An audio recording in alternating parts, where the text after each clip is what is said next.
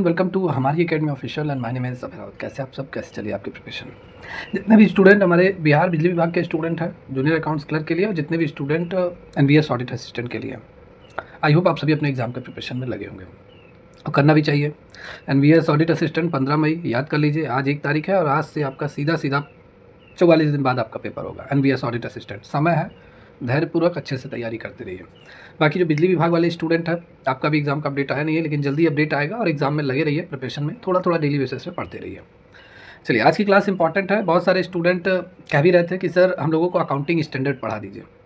Accounting standard के नियम जो है, ठीक है, लेखांकन मानक, इसके नियम याद नहीं होते हैं और बहुत टफ लगता है। और सर इसकी एक क्लास करा दीजिए। बहुत सारे स्टूडेंट की डिमांड थी कि सर इसका थियरी पोर्शन हम लोगों को कवर करा दीजिए, और काफ़ी स्टूडेंट मैसेज कर रहे थे। तो आज की क्लास आपकी अकाउंटिंग स्टैंडर्ड की क्लास है, पूरा थ्योरेटिकल क्लास है। अकाउंटिंग स्टैंडर्ड होते क्या है इसको हम लोग देखेंगे, फिर अकाउंटिंग स्टैंडर्ड 1 से लेकर पूरा 20 तक का आज की क्लास में देखेंगे। बाकी का बच्चा अकाउंटिंग स्टैंडर्ड कल या परसों की क्लास में आपका हो जाएगा। बाकी आज पूरा थियरी क्लास है। जितना भी जो आज की क्लास में मैं बताने वाला हूँ, जो आप पढ़ने वाले हैं, इसका नोट्स ज़रूर बनाइए। जैसे क्लास एक बार आप पहले अच्छे से देख लीजिए, देखने के बाद वीडियो पॉज करके आप इसका नोट्स ज़रूर बना लीजिए, ठीक है। पूरा लिख डालिए अच्छे से, 1 to 1 एक एक पॉइंट अच्छे से लिख डालिए, क्योंकि लिख कर याद करेंगे। लिख लेंगे आप 20 अकाउंटिंग स्टैंडर्ड, फिर आप daily 5 accounting standard daily learn कीजिए, ठीक है। आपको लर्न होगा, याद होगा, और ये एग्जाम में आते हैं, 1 नंबर आपको एग्जाम में देकर जाता है। चाहे अकाउंटिंग स्टैंडर्ड हो, अकाउंटिंग कॉन्सेप्ट हो, ये जरूर अकाउंटिंग प्रिंसिपल हो, ये जरूर तीनों में से कोई ना कोई एक क्वेश्चन जरूर आता है एग्जाम में, और आपके एग्जाम के लिए बहुत ही इंपॉर्टेंट है, बहुत ही महत्वपूर्ण है। तो चलिए आज की क्लास हम यहाँ स्टार्ट करते हैं। जितने भी स्टूडेंट जो इस क्लास को देख रहे हैं, स्क्रीन पे आप देख रहे होंगे एनवीएस ऑडिट असिस्टेंट और बिहार बिजली विभाग के लिए क्लासेस पूरे रनिंग मोड में चल रही हैं। आप बैच ज्वाइन करना चाहते हैं तो आप हमारी एकेडमी ऑफिशियल ऐप जो गूगल प्ले स्टोर पर मिल जाएगा, यहाँ इस ऐप को डाउनलोड, रजिस्टर, लॉगिन करके, ये जैसा आप स्क्रीन पे देख रहे होंगे, एनवीएस के लिए कोई बैच नहीं चला है, लेकिन इसका जो क्लास मतलब इसका जो सिलेबस है ईएमआरएस के सिलेबस से मिलता जुलता है, पूरा कॉपी पेस्ट है। तो आप ईएमआरएस की क्लासेस पूरी चली थी, उस बैच को आप ज्वाइन कर लेंगे मिनिमम फीस के साथ, वो आपको ऐप पे मिल जाएगा, ठीक है। ज्वाइन करेंगे, आपको थियरी, न्यूमेरिकल, एमसीक्यू सभी के नोट्स आपको मिल जाएंगे, सभी क्लास लेक्चर आपको मिल जाएगा। एक अच्छी तैयारी आपकी, एक कंटेंट एक जगह आपको मिल जाएगा और अच्छी तैयारी आपकी हो जाएगी। बिजली विभाग वाले आपके लिए तो 1 साल से क्लासेस चल रही हैं, अभी एग्जाम का अपडेट आया नहीं है, तो आप लोग भी लापरवाही मत कीजिए और तैयारी अगर कर रहे हैं, अच्छे से कर रहे हैं तो करते रहिए। बाकी अगर किसी भी पोर्शन में डाउट है या अभी तक आपकी तैयारी अधूरी रही है, तो तुरंत बैच ज्वाइन कर लीजिए, क्योंकि मिनिमम फीस में आपको क्लासेस में प्रोवाइड करा रहा हूँ, नोट्स आपको मिल रहा है। उस नोट्स को क्या कीजिए, 3 से 4 बार पूरा पढ़ डालिए, जितना भी मैंने क्लास में कवर कराया है। पहले थियरी पूरा कीजिए, थियरी सेक्शन पढ़ लेंगे, फिर एमसीक्यू अपने आप तैयार हो जाएगा, न्यूमेरिकल अपने आप तैयार हो जाएगा, तो आप ज्वाइन कर सकते हैं। टेस्ट सीरीज़ भी लॉन्च हो गया, आप लोग टेस्ट सीरीज़ भी ज्वाइन कर सकते हैं। चलिए आज की क्लास हम यहाँ पे स्टार्ट करते हैं इंपॉर्टेंट क्वेश्चन के सेट्स को। यहाँ पे हम बात करते हैं व्हाट इज़ अकाउंटिंग स्टैंडर्ड। सबसे पहले हम जानते हैं कि ये लेखांकन मानक होते क्या है, अकाउंटिंग स्टैंडर्ड आपके होते क्या हैं। तो देखिए, हम ये कह दें तो सभी कंपनियों पे ये अकाउंटिंग स्टैंडर्ड एक तरीके से रूल, एक तरीके से नियम कानून है जो सभी कंपनियों पर लागू होते हैं। सभी कंपनियों को इन नियमों और कानूनों का पालन करना होता है, ठीक है। यही आपके होते हैं अकाउंटिंग स्टैंडर्ड। अगर हम यहाँ पे डेफिनेशन से अगर समझें तो अकाउंटिंग स्टैंडर्ड मतलब जो लेखांकन मानक है, इन ये ऐसे नियमों का सेट होता है, मतलब sets of rule. Accounting standard ये ऐसे नियमों का सेट होता है, इसमें बहुत सारे नियम कानून होते हैं जो कंपनियों के लिए होते हैं, कंपनियों को फॉलो करना होता है। मतलब ये नियम जो है, ये जो बताता है कि कंपनियों को अपना जितना भी फाइनेंशियल ट्रांजेक्शन है, जितना भी रुपये पैसे का लेन देन, ठीक है, या जो भी ट्रांजेक्शन कंपनियाँ करती हैं, उसको कैसे रिकॉर्ड किया जाए, ठीक है, कैसे रिकॉर्ड किया जाए, और रिकॉर्ड करने के बाद पता कैसे लगाए कंपनियां कि उसने कितना माल सेल किया हुआ है, कितना ख़रीदा है, ठीक है, कितना रिटर्न आया है, कितना सेल्स रिटर्न हुआ है, और भी बहुत सारी चीज़ें जो कंपनियां सब रिकॉर्ड करती है, उसको कैसे मीज़र कर सके, पता लगा सके, और पता लगाने के बाद रिपोर्ट करना चाहिए, ठीक है, रिपोर्ट करना चाहिए, जिससे जो इन्वेस्टर्स होते हैं या जो क्रेडिटर होते हैं, जो कंपनी में पैसा इन्वेस्ट करते हैं, वो इन्वेस्ट कर सकें, उन्हें रिपोर्ट अच्छी तरीके से प्राप्त हो सके, कंपनी के प्रति विश्वास जता सके, ठीक है। तो एक तरीके से हम कहते हैं कि अकाउंटिंग स्टैंडर्ड एक नियमों का सेट है जो बताता है कि कंपनियों को अपने जितना भी वित्तीय लेन देन है उसको कैसे रिकॉर्ड किया जाए, कैसे मीज़र किया जाए, और रिकॉर्ड मीज़र करने के बाद रिपोर्ट कैसे करना चाहिए, ये बताता है अकाउंटिंग स्टैंडर्ड। इससे यह सुनिश्चित होता है कि सभी कंपनियां, जितनी भी कंपनियां, चाहे वो पब्लिक कंपनी हो या प्राइवेट कंपनी, सभी कंपनियां अपनी वित्तीय जानकारी को एक ही तरीके से पेश करें, ताकि कोई भी चाहे वो इन्वेस्टर्स हो, आपका मतलब इन्वेस्टर्स हो, निवेशक हो, जो कंपनी में अपना पैसा इन्वेस्ट करता है, कंपनी के शेयर खरीदता है और अपना पैसा इन्वेस्ट करता है, चाहे प्रबंधक हो, मतलब कंपनी का जो मैनेजर्स हो, या बैंक, ठीक है, बैंक, ये सभी क्या कर सकें, इसे आसानी से समझ सकें। मतलब जो कंपनियां रिपोर्ट वगैरह पब्लिश करेंगी, अपनी फाइनेंशियल स्टेटमेंट तैयार करेंगी, और उस पर कंपनियां क्या कर सकें, विश्वास कर सकें। तो यही आपका होता है क्या, अकाउंटिंग स्टैंडर्ड। मेरे हिसाब से क्लियर हो गया होगा अकाउंटिंग स्टैंडर्ड होता क्या है। Accounting standard a set of rules that explain how companies should record, measure, and report their financial transaction. This ensures that all the companies present their financial information in the same way, so that everyone, such as investors, managers, bank, can easily understand and trust it. Clear? चलिए आगे बात कर लेते हैं यहाँ पे। अच्छा, ये ज़रूरी क्यों होता है? अगर हम बात कर लें ये अकाउंटिंग स्टैंडर्ड ज़रूरी क्यों होता है, तो सबसे पहले फेयर रिपोर्टिंग के लिए ये ज़रूरी होता है। फेयर रिपोर्टिंग मतलब न्यायपूर्ण रिपोर्टिंग के लिए। जैसे कंपनियां क्या करती हैं, अपनी सभी वित्तीय स्थितियां, मतलब कंपनियां क्या अपनी वित्तीय स्थितियां मतलब अपना फाइनेंशियल कंडीशन, फाइनेंशियल पोजीशन, उसको ईमानदारी से रिपोर्ट करने में ये मदद करता है। ठीक है, कंपनियों की फाइनेंशियल कंडीशन को बताता है, फाइनेंशियल कंडीशन को। और कंपनियां अपनी फाइनेंशियल कंडीशन बताती हैं अकाउंटिंग स्टैंडर्ड के रूल के अकॉर्डिंग, जिससे रेलिबिलिटी बनी रहती है। ठीक है, ईमानदारी से रिपोर्ट करने में ये मदद करती है। स्पष्टता मतलब क्लैरिटी, जानकारी को आसान और स्पष्ट बनाता है क्या, अकाउंटिंग स्टैंडर्ड जानकारी को आसान और स्पष्ट बनाता है, क्योंकि एक ही रूल, एक ही सेट ऑफ रूल को सभी कंपनियां फॉलो करती हैं अकाउंटिंग स्टैंडर्ड का।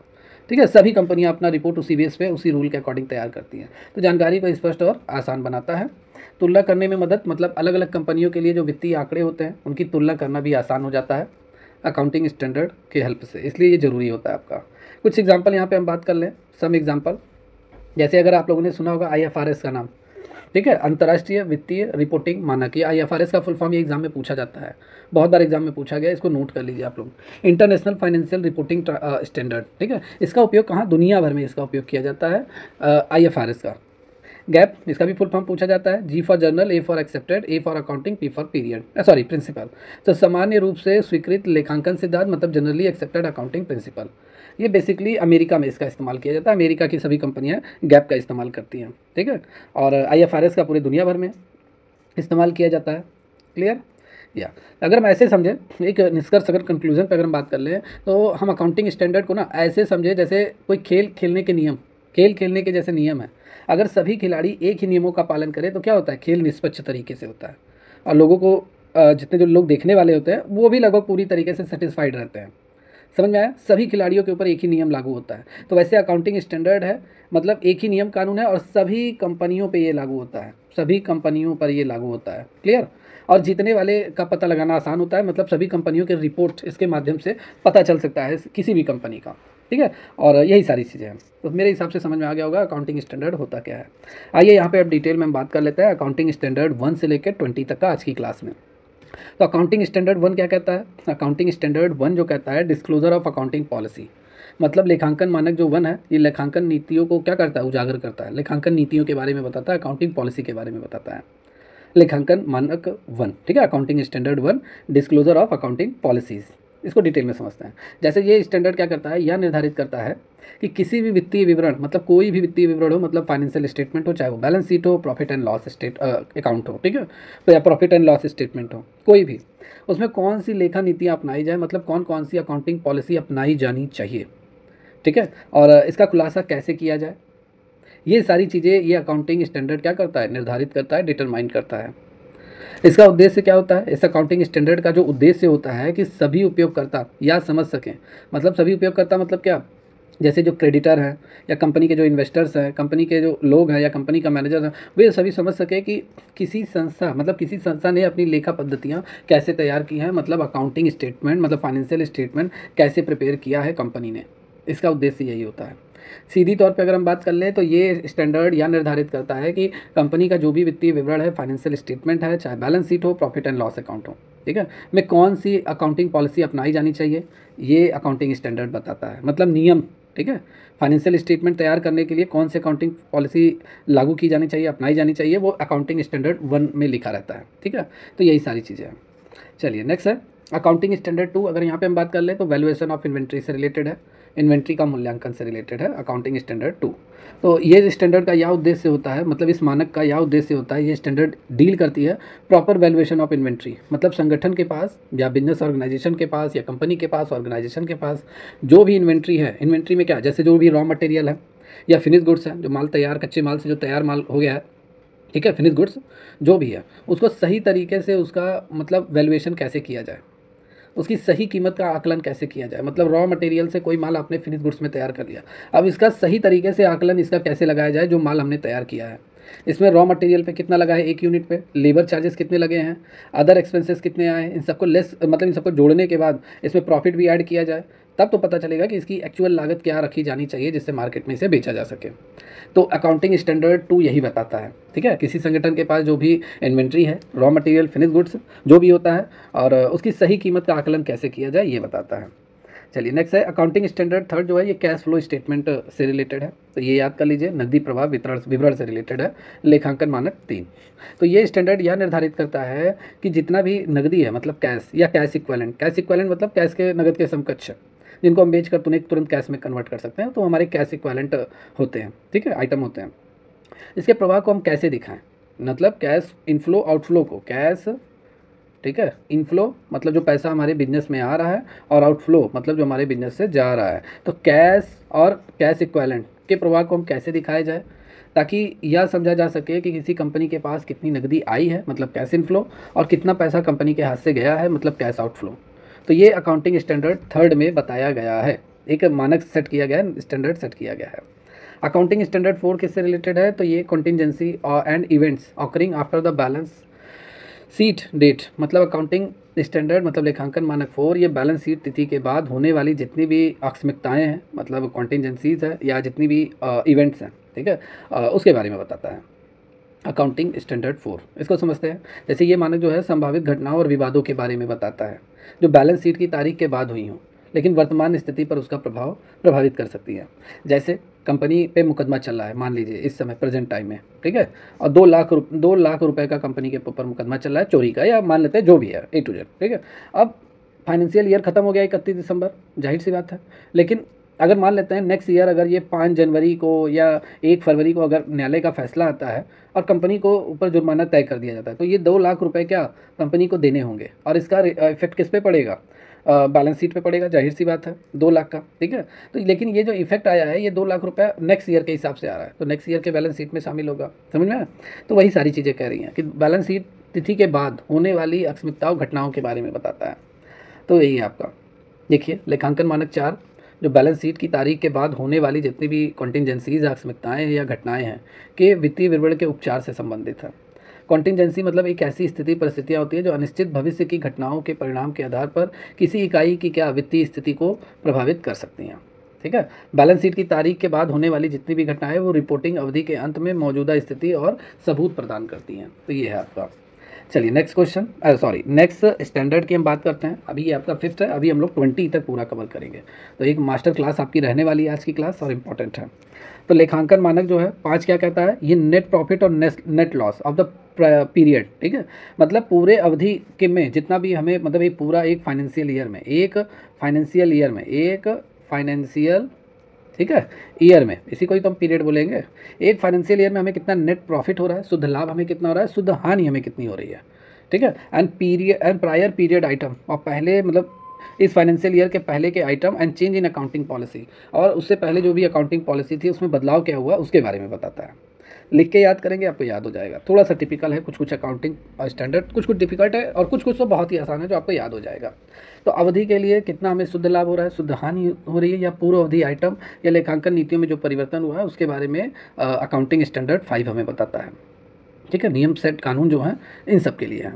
तो net profit, net loss on prior period item, इन सब के बारे में। तो चलिए यहाँ पे इसको हम डिटेल में देख लेते हैं। अकाउंटिंग स्टैंडर्ड 5 हमें ये बताता है कि किसी कंपनी के पास अपने लाभ मतलब प्रॉफिट और हानि को कैसे दिखाना चाहिए। अकाउंटिंग स्टैंडर्ड 5 हमें ये बताता है कि कोई भी कंपनी है A to Z, वो अपने प्रॉफिट को, अपने लॉस को कैसे उसे दिखाना चाहिए, पिछले वर्ष की जितनी भी आइटम है या पिछले वर्ष की जितनी भी गलतियाँ हैं या असाधारण चीज़ें मतलब एक्स्ट्रा ऑर्डिनरी आइटम, इसको कैसे रिपोर्ट किया जाना चाहिए, इसके बारे में बताता है अकाउंटिंग स्टैंडर्ड 5। चलिए अकाउंटिंग स्टैंडर्ड 6 ये बहुत आसान है, सीधा सीधा डेप्रिसिएशन अकाउंटिंग से संबंधित है, ठीक है। मूल्यह्रास लेखांकन से संबंधित है, लेखांकन मानक 6। लेखांकन मानक 6 ये बताता है किसी संपत्ति का जो मूल्यह्रास है, डेप्रिसिएशन है, उसको सही तरीके से कैसे मूल्यांकन किया जाए, ठीक है। जैसे आज जो आपने 1 लाख का बाइक खरीदा है, 5 साल बाद इसकी वैल्यू 1 लाख नहीं रहेगी, वैल्यू डेप्रिशिएट हो जाएगी, डेप्रिसिएशन इस पर लगेगा। 1 लाख की बाइक आज 5 साल बाद कितना 20,000 या 30,000 में बिकेगा, जाहिर सी बात है। तो वैल्यू डेप्रिशिएट हो गया कि नहीं हो गया, डेप्रिसिएशन इसे ही बोलते हैं, फिक्स एसेट्स पे लगता है डेप्रिसिएशन। तो यही मूल्यह्रास का मतलब डेप्रिसिएशन का लेखांकन मतलब उसको कैसे रिकॉर्ड किया जाए, ये आपका क्या अकाउंटिंग स्टैंडर्ड 6 आपका बताता है। मूल्यह्रास के लेखांकन मतलब डेप्रिसिएशन अकाउंटिंग से रिलेटेड है आपका, याद कर लीजिए हो जाएगा। मूल्यह्रास क्या होता है, अभी मैंने बताया कि कोई भी संपत्ति है जो समय के साथ उसके मूल्य में जो कमी आती है वही डेप्रिसिएशन होता है। इसमें आपके मशीन, उपकरण, वाहन इन सभी का इस्तेमाल करने से उसका मूल्य क्या होता है, धीरे धीरे कम होता है, डेप्रिशिएट होता है, यही डेप्रिसिएशन आपका होता है। नेक्स्ट अगर हम बात कर लें अकाउंटिंग स्टैंडर्ड 7, तो ये कंस्ट्रक्शन कॉन्ट्रैक्ट से रिलेटेड है, निर्माण अनुबंध से रिलेटेड है। कॉन्ट्रैक्ट आप समझते ही होंगे, समझौता, कोई भी कार्य हम करने जा रहे हैं, कॉन्ट्रैक्ट वगैरह बहुत सारी कंपनियां होती हैं कॉन्ट्रैक्ट करती हैं किसी से भी, ठीक है, हाथ मिलाती हैं तो कॉन्ट्रैक्ट वगैरह होता है। तो कंस्ट्रक्शन कॉन्ट्रैक्ट से रिलेटेड है लेखांकन मानक 7, अकाउंटिंग स्टैंडर्ड 7। तो इस स्टैंडर्ड का जो उद्देश्य है निर्माण अनुबंधों से संबंधित लेखा पद्धतियाँ निर्धारित करना, जैसे जब निर्माण का कार्य प्रगति में हो, ठीक है, तो उससे रिलेटेड है आपका। मतलब यहाँ अगर हम और भी डिटेल में बात कर लें तो अकाउंटिंग स्टैंडर्ड 7 ये बताता है कि जब कोई कंपनी निर्माण कार्य जैसे इमारत बनाना, सड़क बनाना, ठीक है, सड़क निर्माण या पुल बनाती है, कंपनियाँ करती हैं, तो उस काम से जुड़े जितने भी खर्चे होते हैं और जितनी भी उससे रेवेन्यू जनरेट होती है, ठीक है, इस कंस्ट्रक्शन से, तो उसको कैसे रिकॉर्ड किया जाए, उसका रिपोर्ट कैसे किया जाए, ये अकाउंटिंग स्टैंडर्ड 7 बताता है। चलिए अकाउंटिंग स्टैंडर्ड 8 क्या कहता है। Accounting standard 8 accounting for research and development के बारे में बताता है, अनुसंधान और विकास के लिए लेखांकन से संबंधित है। अकाउंटिंग स्टैंडर्ड 8 मतलब ये जो मानक है, स्टैंडर्ड है, ये शोध और विकास कार्यों से संबंधित जितने भी खर्चे होते हैं उनको पहचाना जाए और उसकी अकाउंटिंग कैसे की जानी चाहिए उसके बारे में बताता है। Clear, accounting for research and development के बारे में बताता है अकाउंटिंग स्टैंडर्ड 8। अकाउंटिंग स्टैंडर्ड 8 किसी कंपनी को अपने अनुसंधान मतलब रिसर्च और डेवलपमेंट गतिविधियों से जुड़े, ठीक है, गतिविधियों मतलब एक्टिविटीज़ के खर्चों को कैसे रिकॉर्ड करना चाहिए, कैसे रिपोर्ट करना चाहिए, ये हमें बताता है अकाउंटिंग स्टैंडर्ड 8। अकाउंटिंग स्टैंडर्ड 8 ये सुनिश्चित करता है कि कंपनियां जो होती हैं इन खर्चों को सही तरीके से दिखाएं, ठीक है, जितना भी रिसर्च पे और डेवलपमेंट पे पैसा खर्चा हुआ है, ताकि निवेशक जो हैं, इन्वेस्टर्स हैं या कोई भी हितधारक है जो कंपनी में अपना पैसा इन्वेस्ट करना चाहता है, वो कंपनी के फाइनेंशियल कंडीशन को अच्छी तरीके से समझ सके। इंपॉर्टेंट है। चलिए नेक्स्ट है रेवेन्यू रिकग्निशन। अकाउंटिंग स्टैंडर्ड 9 में क्या बताया गया है, रेवेन्यू रिकग्निशन के बारे में बताया गया है, राजस्व मान्यता के बारे में बताया गया है। तो अकाउंटिंग स्टैंडर्ड 9 जो है वो यह बताता है कि किसी भी कंपनी को जो राजस्व मतलब रेवेन्यू, ठीक है, यानी आय को कैसे और कब रिकॉर्ड करना चाहिए उसके बारे में अकाउंटिंग स्टैंडर्ड 9 हमें बताता है।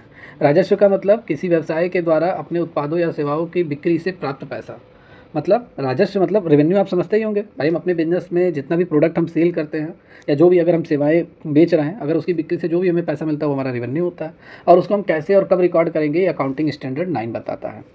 Revenue recognition accounting standard 9। Accounting standard 10। तो अकाउंटिंग स्टैंडर्ड 10 जो है ये अकाउंटिंग फॉर फिक्स एसेट्स, मतलब जितना हमारे पास फिक्स एसेट्स है, फिक्स एसेट जैसे लैंड, बिल्डिंग, मशीनरी, ये हमारे फिक्स एसेट्स होते हैं जो लंबे समय तक हमारे बिजनेस में बने रहते हैं, हमें प्रॉफिट जनरेट करके देते हैं। तो जितनी हमारे पास अचल संपत्तियां हैं जो चल नहीं सकती, सिंपल सी बात है, अचल संपत्तियां, लेकिन हमारे लिए इंपॉर्टेंट होती है, दीर्घकालिक लाभ मतलब लॉन्ग टर्म प्रॉफिट हमें जनरेट करके देती है, लॉन्ग टर्म अर्निंग के लिए ये हम यूज़ करते हैं। तो अचल संपत्तियों का लेखांकन कैसे किया जाए ये अकाउंटिंग स्टैंडर्ड 10 में बताया गया है, इंपॉर्टेंट है, ठीक है। अकाउंटिंग स्टैंडर्ड 10 का नाम है मतलब प्रॉपर्टी, प्लांट और इक्विपमेंट, ठीक है, यानी संपत्ति, संयंत्र और उपकरण, इसका लेखांकन कैसे किया जाए। मतलब ये जो मानक है, ये स्टैंडर्ड है, जैसे भवन, मशीनरी, जितनी भी फिक्स एसेट्स हैं, इसका अधिग्रहण मतलब अगर एक लैंड हमने खरीदा है 20 लाख का, तो इसके एक्विजिशन मतलब इसके अधिग्रहण पर कितना पैसा खर्च हुआ है, वैल्यूएशन, अब इसकी वैल्यू 2 साल बाद इसकी वैल्यू कितनी है वो हो गया। अकाउंटिंग लेखांकन के तरीकों को निर्धारित करता है, ठीक है, तो ये सारी चीज़ें आपका है। यहाँ पे अगर हम डिटेल में बात कर ले अकाउंटिंग स्टैंडर्ड 10, ये किसी कंपनी को अपनी संपत्ति जैसे इमारतें, मशीनें, वाहन, उपकरण आदि को कैसे रिकॉर्ड, मूल्यांकन और रिपोर्ट करना चाहिए इसके बारे में बताता है। ये ऐसी वस्तुएं हैं जो कंपनी के संचालन में लंबे समय तक उपयोग में रहती है, ये मैंने अभी आपको बताया है। चलिए नेक्स्ट है accounting standard 11 the effect of changes in foreign exchange rules, मतलब विदेशी विनिमय दरों में परिवर्तन के प्रभाव। लेखांकन मानक 11 जो है ये फॉरेन एक्सचेंज रेट, ठीक है, उसमें क्या परिवर्तन आता है और उसके परिवर्तन से क्या प्रभाव पड़ेगा उससे रिलेटेड है आपका क्या लेखांकन मानक 11 मतलब अकाउंटिंग स्टैंडर्ड 11। डिटेल में देखें तो अकाउंटिंग स्टैंडर्ड 11 जो है ये विदेशी मुद्रा दरों में परिवर्तन, मतलब विदेशी मुद्रा जो हमारे डॉलर है, यूरो है, पाउंड है, इन सब में अगर कोई भी कंपनी बिजनेस कर रही है तो जाहिर सी बात है फॉरेन एक्सचेंज कराना ही पड़ेगा। और फॉरेन एक्सचेंज मतलब रुपए का लेन देन जब होगा तो मुद्रा भी चेंज होगी, ठीक है। तो चेंज होने से उसके दरों में परिवर्तन से क्या प्रभाव पड़ेगा, ये 11 में है आपका। डिटेल में देखिए, जैसे अकाउंटिंग स्टैंडर्ड 11 ये बताता है जब कोई कंपनी जो है, ठीक है, विदेशी मुद्रा मतलब फॉरेन करेंसी में जब वो लेन देन करती है तो उसके मुद्रा विनिमय मतलब एक्सचेंज रेट में बदलाव का कंपनी के वित्तीय विवरण पर क्या प्रभाव पड़ता है, इसे कैसे सही तरीके से रिकॉर्ड किया जाए, ये अकाउंटिंग स्टैंडर्ड 11 बताता है। क्लियर। चलिए next question. Next standard accounting standard है 12। अकाउंटिंग स्टैंडर्ड 12 ये अकाउंटिंग फॉर गवर्नमेंट ग्रांट्स, सरकारी अनुदानों का अनुदान जो हमें मिलते हैं, ये कंपनियों को जो मिलता है उसका लेखांकन कंपनियों को कैसे करना है, ये लेखांकन मानक 12 में बताया गया है। ठीक है, तो ये जो स्टैंडर्ड है ये सरकारी अनुदान जो सरकार की तरफ से ग्रांट मिलता है, ठीक है, उसके लेखांकन के तरीकों को निर्धारित करता है, जैसे पूंजीगत और राजस्व अनुदान, मतलब आपका कैपिटल और रेवेन्यू ग्रांट्स। तो ये है आपका। क्लियर। अकाउंटिंग स्टैंडर्ड 12 ये बताता है कि किसी कंपनी को सरकार से प्राप्त अनुदान, जैसे बहुत सारी कंपनियों को गवर्नमेंट ग्रांट्स मिलता है, स्वीकृति मिलती है, छूट मिलती है, जैसे सब्सिडी पे छूट मिल रही है, सब्सिडी मिल रहा है कंपनियों को, टैक्स में छूट मिलती है, या फाइनेंशियल हेल्प मतलब एक तरीके से फाइनेंशियल हेल्प मिलती है, वित्तीय सहायता मिलती है, ठीक है, फाइनेंशियली तौर पर। उसको कैसे रिकॉर्ड किया जाए, कंपनियां कैसे उसको रिकॉर्ड करें और कैसे रिपोर्ट करें, ये बताता है लेखांकन मानक 12 मतलब अकाउंटिंग स्टैंडर्ड 12। चलिए नेक्स्ट है अकाउंटिंग स्टैंडर्ड 13। ये अकाउंटिंग फॉर इन्वेस्टमेंट से रिलेटेड है, निवेशों के लेखांकन से रिलेटेड है, लेखांकन मानक 13। तो ये आपका इंपॉर्टेंट है। अकाउंटिंग फॉर इन्वेस्टमेंट मतलब निवेशों के लेखांकन से संबंधित है। तो AS 13 ये बताता है कि किसी भी कंपनी को अपने निवेशों मतलब इन्वेस्टमेंट से, हम अगर इन्वेस्टमेंट करते हैं तो बहुत जगह करते हैं, बैंक में भी इन्वेस्ट करते हैं, किसी कंपनी का शेयर खरीद के इन्वेस्ट कर देते हैं, सरकारी बॉन्ड या किसी कंपनी का ही बॉन्ड खरीद के या बैंक का ही बॉन्ड खरीद के हम इन्वेस्ट करते हैं, डिवेंचर हम खरीद के इन्वेस्ट करते हैं, तो बहुत सारी चीज़ें हो गई। ठीक है, जितने भी वित्तीय उपकरण है, ठीक है, फाइनेंशियल इंस्ट्रूमेंट है, उसको कैसे रिकॉर्ड किया जाए, उसका मूल्यांकन कैसे किया जाए, उसका रिपोर्ट कैसे किया जाना चाहिए। मतलब सभी कंपनियों को अपने निवेशों मतलब शेयर, बॉन्ड, डिवेंचर, अदर जो वित्तीय उपकरण है उसको कैसे रिकॉर्ड किया जाए, उसका मूल्यांकन कैसे किया जाए, रिपोर्ट कैसे किया जाए, ठीक है, ये सारी चीज़ें बताता है अकाउंटिंग स्टैंडर्ड 13। चलिए 14 क्या कहता है। 14 accounting standard 14 accounting for amalgamation के बारे में बताता है। अमलगमेशन मतलब समामेलन। समामेलन मतलब दो कंपनियां हैं, मतलब एक कंपनी ए है, एक कंपनी बी है, दोनों एक हो गई, अब एक मिलकर एक कंपनी सी बन गई, तो यही होता है अमलगमेशन। ठीक है, जैसे यहाँ पे हम बात कर लें इनके लेखांकन से रिलेटेड, जैसे दो कंपनियां जब एक हो गई, जैसे आपने भी सुना होगा कि इस समय जो है कौन लोग एक हो गए हैं, शायद बायजू किसी के साथ मिल गया है, ठीक है, बायजू कोई बड़ी कंपनी है पढ़ाई वाली, ऑनलाइन एजुकेशन वाली, इसने ये किसी के साथ टाई अप हो गया है, अन अकेडमी के साथ, शायद नहीं, अन अकेडमी से नहीं हुआ है, अन अकेडमी किसको ले लिया है, अन अकेडमी शायद उत्कर्ष चैनल के साथ इसने क्या किया है, टाई अप हो गया है मेरे हिसाब से। ठीक है, मतलब एक सिंपल सा समझिए, कोई भी दो कंपनियां हैं, कंपनी ए है, कंपनी बी है, अगर ये दोनों एक साथ मर्ज हो जाती है तो एक अलग कंपनी बनती है, और ये अब अपना पूरा लेखा जोखा कैसे तैयार करेगी, अकाउंटिंग कैसे करेंगी, वो अकाउंटिंग 14 में बताता है, किन नियमों और कानूनों को पालन करके। तो accounting standard 14 accounting for amalgamation मतलब विलय के लिए लेखांकन से संबंधित है। मतलब 14 हमें ये बताता है कि जब दो या दो से अधिक कंपनियां एक दूसरे के साथ विलय होती हैं या विलय करती हैं, मिल जाती हैं, या कंपनी अधिग्रहण मतलब कंपनियां एक्विजिशन करती हैं, तो उन कंपनियों के जितने भी वित्तीय विवरण होते हैं, फाइनेंशियल स्टेटमेंट होते हैं, उसको कैसे तैयार किया जाए, उसको कैसे संयोजित किया जाए, ये बताता है आपका अकाउंटिंग स्टैंडर्ड 14। क्लियर। या अकाउंटिंग स्टैंडर्ड 15 को अगर हम देख लें तो 15 क्या कहता है, एम्प्लॉय बेनिफिट से रिलेटेड है। ठीक है, लेखांकन मानक 15 में कर्मचारी लाभ से रिलेटेड बताता है। ठीक है, कर्मचारी लाभ से मतलब अकाउंटिंग स्टैंडर्ड 15 एम्प्लॉय बेनिफिट्स के बारे में बताता है कि जैसे अगर आप एक एम्प्लॉय हैं तो आप किसी भी कंपनी में काम कर रहे हैं तो आपको सैलरी मिलता है कंपनी की तरफ से, बोनस मिलता है, पेंशन मिलता है रिटायर होने के बाद, और आफ्टर रिटायरमेंट के बाद ग्रेच्युटी भी आपको मिलता है, और जब तक आप सर्विस में रहते हैं तब तक आपको भत्ते भी मिलते हैं कंपनी की तरफ से। ठीक है, भत्ते वगैरह जो एक्स्ट्रा अमाउंट दिया जाता है, महंगाई भत्ता जो होता है, ठीक है, आज के समय में परिस्थिति को देखते हुए। तो अकाउंटिंग स्टैंडर्ड 15 ये बताता है कि कंपनियों को अपने कर्मचारियों को मतलब कंपनियां अपने एम्प्लॉय को जो भी लाभ देती हैं, जो भी एम्प्लॉय बेनिफिट देती हैं, चाहे वो सैलरी हो, बोनस हो, ठीक है, पेंशन हो, ग्रेच्युटी हो, या अदर जितने भी अलावेंसेस हो, उसको कैसे रिकॉर्ड किया जाना चाहिए, और रिकॉर्ड करने के बाद उस पर रिपोर्ट कैसे तैयार करनी चाहिए, रिपोर्ट कैसे पब्लिश करनी चाहिए, ये बताता है आपका लेखांकन मानक 15 अकाउंटिंग स्टैंडर्ड 15। चलिए नेक्स्ट है बोरोइंग कॉस्ट। अकाउंटिंग स्टैंडर्ड 16 जो है ये बोरोइंग कॉस्ट मतलब उधार लेने की लागत के बारे में बताता है। मतलब यहाँ पे ये जो मानक है अकाउंटिंग स्टैंडर्ड, ये उधारी से होने वाले खर्चों मतलब बोरोइंग कास्ट के लेखांकन को निर्धारित करता है। जैसे ब्याज, जैसे आप बिजनेस स्टार्ट करना चाहते हैं और आप सीधे चले गए बैंक, और बैंक वाले से आपने कहा कि भैया मुझे लोन दे दीजिए, 10 लाख रुपए मुझे चाहिए, मुझे बिज़नेस खोलना है, ठीक है, बिज़नेस स्टार्ट करना है, कोई दुकान मुझे खोलनी है, सेटअप करना है।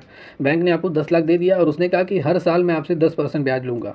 10% मतलब 1 लाख रुपया हर साल मैं आपसे लूँगा, ठीक है, 1 लाख रुपया हर साल लूँगा, और प्लस इंस्टॉलमेंट जो भी आपका बनेगा वो आपका हो गया, प्लस ब्याज आपका हो गया। तो ये मैं आपसे लूँगा। तो जाहिर सी बात है, इस 10 लाख को आप मान लेते हैं 4 साल में पे कर देते हैं, और 4 साल में आप इसी 10 लाख को पे करते करते 3 लाख रुपये आपने ब्याज की भरपाई किया हुआ है, या नहीं 3 नहीं 4 लाख रुपया भरेंगे भाई, पर ईयर के हिसाब से 1 लाख रुपया बैठ रहा है, तो 4 साल के हिसाब से कितना, 4 साल 4 लाख रुपया बैठेगा। तो यही जो एक्स्ट्रा अमाउंट आपने दिया इसे हम बोलते हैं ब्याज, और यही आपका होता है बोरोइंग कॉस्ट, और यही आपका होता है उधार लेने की लागत। मतलब किसी से भी पैसा अगर आप ले रहे हैं, जैसे आपने किसी से भी 1 लाख रुपया ले लिया, और इस 1 लाख के बदले में जितना भी आप एक्स्ट्रा अमाउंट पे करेंगे, वही इस अमाउंट का क्या होगा, वही इस अमाउंट का क्या होगा, बोरोइंग कॉस्ट होगा। तो इसको कैसे हम रिकॉर्ड करेंगे, कैसे निर्धारित करेंगे, उससे रिलेटेड है। तो अकाउंटिंग स्टैंडर्ड 16, जब कोई कंपनी लोन लेती है या बॉन्ड जारी करके पैसा कमाती है, मतलब पैसा लेती है, एक तरीके से उधारी है, तो उस पर जितना भी इंटरेस्ट बनता है या अन्य उधारी से जुड़ी जितनी भी लागतें आती है, उसको कैसे रिकॉर्ड किया जाए और उस पर रिपोर्ट कैसे किया जाए, ये अकाउंटिंग स्टैंडर्ड 16 में मेंशन है। अकाउंटिंग स्टैंडर्ड 16 क्या है, सॉरी 17, तो ये देखिए, ये सेगमेंट रिपोर्ट से रिलेटेड है, खंड रिपोर्टिंग से रिलेटेड है। ये थोड़ा आपको याद करने में प्रॉब्लम होगा, इसको लिख के आप याद करना। तो लेखांकन मानक 17 जो है ये सेगमेंट रिपोर्टिंग से रिलेटेड है। मतलब अगर अकाउंटिंग स्टैंडर्ड 17 बताता है किसी कंपनी को अपने व्यवसाय के विभिन्न हिस्सों की वित्तीय जानकारी कैसे रिपोर्ट करनी चाहिए, मतलब अपने कोई भी कंपनी है वो अपने बिजनेस का जितना भी हिस्सा है, ठीक है, और की जानकारी, वित्तीय जानकारी कैसे रिपोर्ट करनी चाहिए, ये बताता है अकाउंटिंग स्टैंडर्ड 17। और इससे पता चलता है कि कंपनी के कौन से हिस्से बेहतर प्रदर्शन कर रहे हैं और कौन से नहीं। इसको ज़रा ध्यान से समझिए। जैसे अगर सैमसंग की एक बड़ी कंपनी है, ठीक है, अब सैमसंग की कंपनी है तो सैमसंग कई तरह से बिजनेस करती है। जैसे सैमसंग मोबाइल बेचती है, सैमसंग एलसीडी वगैरह भी बेचती है, एक तरीके से टीवी। सैमसंग अब भाई रेफ्रिजरेटर को फ्रिज वगैरह भी बना रही है। सैमसंग कूलर भी अब बना रही है, मतलब सॉरी ये आपका हो गया, ठीक है, कूलर वगैरह भी बना रही है। या ये अगर हटा दे, कूलर तो मैंने नहीं सुना है, मैंने एसी सुना हुआ है, ठीक है, एसी बनाती है। तो ये अगर इतनी सारी चीज़ें अगर सैमसंग बना रही है तो उसे पता चल जाता है सैमसंग को कि किस हिस्से से उसे ज़्यादा फायदा हो रहा है। मोबाइल ज़्यादा बिक रहा है तो जाहिर सी बात है उस पर ज़्यादा ध्यान देगी, उस पर जाहिर सी बात है। और जिस पे कम, मान लेते हैं एसी कम बिक रहा है तो हायर का एसी ज़्यादा बिक रहा है इस समय, और सैमसंग का कम बिक रहा है, तो इस पर कंपनी बेहतर प्रदर्शन करेगी। और इसके जितना भी ये पता चल रहा है, ठीक है, इसको सब रिकॉर्ड करेगी अकाउंटिंग स्टैंडर्ड 17 के अकॉर्डिंग। तो अकाउंटिंग स्टैंडर्ड 17 किसी कंपनी को अपने व्यवसाय के विभिन्न हिस्सों, मतलब सेगमेंट की वित्तीय जानकारी उसको कैसे रिकॉर्ड करनी चाहिए, इससे पता चलता है कि कंपनी के कौन से हिस्से बेहतर प्रदर्शन कर रहे हैं और कौन से नहीं, ये पता चल जाता है लेखांकन मानक 17 से। चलिए, लेखांकन मानक 18 अकाउंटिंग स्टैंडर्ड 18, ये आपका संबंधित पक्ष प्रकटीकरण से रिलेटेड है, मतलब रिलेटेड पार्टी डिस्क्लोजर से रिलेटेड है 18। देखिए, जैसे ये अकाउंटिंग स्टैंडर्ड 18 बताता है कि किसी कंपनी को अपने संबंधित पक्षों, रिलेटेड पार्टीज़ के साथ जितना भी लेन देन करना है या लेन देन हो चुका है, उसे वित्तीय विवरणों को स्पष्ट रूप से प्रकट करना चाहिए। जैसे कंपनियां जिससे भी माल खरीदती हैं, बेचती हैं, ठीक है, मतलब ए ने बी से माल खरीदा, बेचा, लेन देन किया, अब जितना भी ट्रांजैक्शन होगा उसको कैसे रिकॉर्ड करना है अच्छी तरीके से और स्पष्ट रूप से उसको बताना है अपनी रिपोर्ट के माध्यम से। तो ये अकाउंटिंग स्टैंडर्ड 18 उससे रिलेटेड है, मेंशन इसमें यही है। इससे पता चलता है कि कंपनी के संबंधित पक्ष के साथ क्या लेन देन हो रहा है, आप किस चीज़ का लेन देन कर रहे हैं और उसका फाइनेंशियल इफेक्ट क्या पड़ रहा है। तो ये अकाउंटिंग स्टैंडर्ड 18 से क्लियर होता है। अकाउंटिंग स्टैंडर्ड 19 लीज, पट्टे के लेखांकन से रिलेटेड है। लीज मतलब आप समझ ही रहे होंगे, लीज मतलब हमारा एक ज़मीन है और मैंने इसे क्या कर दिया, एक तरीके से विशेष किराए पे मैंने दे दिया, ठीक है, इसे हम बोलते हैं लीज। किराया होता है लेकिन एक विशेष तौर पे किराया होता है। मैंने 10 साल के लिए दे दिया पट्टे पे, ठीक है, 10 साल पे मैंने पट्टे पे दे दिया कि भैया जाओ आप इस पर बिजनेस करो और पर ईयर के हिसाब से मुझे 20% मुझे दे देना, जितना भी इनकम होगा तुम्हारा, या जितनी भी इस पट्टे मतलब इस लैंड से जितनी भी आपकी इनकम बन रही है, कुछ ना कुछ कमीशन मैं लूँगा, वही आपका होता है। तो यह मानक पट्टों से संबंधित लेखांकन के तरीकों को निर्धारित करता है। मतलब अकाउंटिंग स्टैंडर्ड 19 एक लेखा मानक है जो पट्टों से संबंधित है। मतलब पट्टेदार, मतलब जो किराए पर देने वाला होता है, भाई जिसकी ज़मीन है वो पट्टेदार होता है, किराए पे देने वाला जिसे हम लेजी बोलते हैं, ठीक है। और पट्टादाता मतलब जो संपत्ति का मालिक, पट्टेदार मतलब किराए पर देने वाला, और पट्टादाता जो संपत्ति का मालिक है जो उसे किराए पे देता है। ये यहाँ पे मेरे हिसाब से मिस्टेक है इसमें, ठीक है। एक होता है पट्टादार, किराए पर लेने वाला होता होगा, ठीक है, और एक पट्टादाता मतलब जो किराए पे देने वाला होता है, जिसका ज़मीन है, ठीक है। इन दोनों के बीच जितना भी फाइनेंशियल स्टेटमेंट है उसका हिसाब किताब कैसे रखा जाए और इस पर मार्गदर्शन कैसे किया जाए, वो सारी चीज़ें अकाउंटिंग स्टैंडर्ड 19 के थ्रू सभी कंपनियां अपनी रिकॉर्डिंग करती हैं। तो पट्टा एक समझौता होता है जिसमें किसी संपत्ति का मालिक मतलब पट्टादाता किसी अन्य व्यक्ति मतलब पट्टेदार को नियमित भुगतान के बदले में एक निश्चित अवधि के लिए संपत्ति उपयोग करने की अनुमति देता है। समझ में आया? चलिए, अब लास्ट है आज का अकाउंटिंग स्टैंडर्ड 20। बहुत इंपॉर्टेंट है ये भी। अर्निंग पर शेयर के बारे में बताता है, लेखांकन मानक 20 शेयर प्रति आय के बारे में बताता है। तो ये जो स्टैंडर्ड है ये बताता है कि एक कंपनी मतलब किसी कंपनी का जो एक शेयर है, एक शेयर पे जितनी भी कंपनी को कमाई हो रही है पर शेयर के हिसाब से, उसके बारे में जानकारी देता है। अकाउंटिंग स्टैंडर्ड 20, अकाउंटिंग स्टैंडर्ड 20 जो बताता है कि कंपनी के वित्तीय विवरण में, कंपनी के फाइनेंशियल स्टेटमेंट में पर शेयर पे कितनी कमाई हो रही है, ठीक है, उसकी कैलकुलेशन और उसके रिप्रेजेंटेशन मतलब कैसे किया जाए या कैसे की जाती है उसके बारे में बताता है। क्या होता है आपका अर्निंग पर शेयर? तो देखिए अर्निंग पर शेयर मतलब किसी कंपनी की प्रॉफिटेबिलिटी मतलब प्रॉफिट को मेजर करने का एक पार्ट है। यह दर्शाता है कि आम स्टॉक के प्रत्येक बकाया शेयरों के लिए कितना लाभ उपलब्ध है, ये आपका होता है। समझ में आया? ईपीएस क्यों महत्वपूर्ण होता है? तो ईपीएस महत्वपूर्ण है अर्निंग पर शेयर क्योंकि यह निवेशकों को यह समझने में मदद करता है कि कंपनी अपने प्रत्येक शेयर के लिए कितना लाभ कमा रही है। कंपनी अगर शेयर अपने मार्केट में बेच रही है या शेयर अपने मार्केट में बेच रही है तो पर शेयर के हिसाब से कंपनी कितना लाभ कमा रही है। एक हाई ईपीएस मतलब हाई अर्निंग पर शेयर यह इंडिकेट करता है कि कंपनी लाभदायक पोजीशन में है, ठीक है। और जबकि एक कम अर्निंग पर शेयर ये बताता है कंपनी कम लाभ का सुझाव देती है, ठीक है। तो ये है आपका, मेरे हिसाब से क्लियर हो गया होगा। आज की क्लास कैसी लगी? जितने भी स्टूडेंट इस क्लास को देख रहे हैं कमेंट करके जरूर बताइए आज की क्लास कैसी लगी, ठीक है। एफर्ट समझ में आया हो और चैनल पर नए हैं तो चैनल को लाइक कर दीजिए, सब्सक्राइब कर लीजिए। देखिए अभी प्रेजेंट 32 शायद अकाउंटिंग स्टैंडर्ड आपके अपडेटेड हुए हैं, ठीक है, और अभी 20 तक हो गया है। इसके बाद जितना भी बचा हुआ है वो मैं नेक्स्ट क्लास में कवर करा दूंगा। जितने भी स्टूडेंट इस क्लास को देख रहे हैं जो चैनल पे नए हैं, चैनल को लाइक कर दीजिए, सब्सक्राइब कर लीजिए, बेल आइकन पर प्रेस कर दीजिए। और जितने भी स्टूडेंट को जो तैयारी करनी है गूगल प्ले स्टोर पे जाइए, ये हमारी एकेडमी ऑफिशियल ऐप डाउनलोड कर लीजिए, ठीक है। डाउनलोड करके रजिस्टर लॉगिन करके आप बैच और टेस्ट सीरीज से ज्वाइन हो सकते हैं। या किसी जानकारी के लिए इस नंबर पे मतलब 6306452831 इस नंबर पे कॉल करके कोर्स और टेस्ट सीरीज से रिलेटेड जानकारी हासिल कर सकते हैं। और इस क्लास का जो नोट्स है, जितने भी स्टूडेंट जो बैच ज्वाइन किए हुए हैं उन्हें इस क्लास का नोट्स उनके ऐप में ही उनके कोर्स में अपडेट कर दिया जाएगा। तो आप सभी लोग पढ़ते रहिए, मेहनत करते रहिए, ठीक है। मिलते हैं कल की क्लास में। Take care, good bye.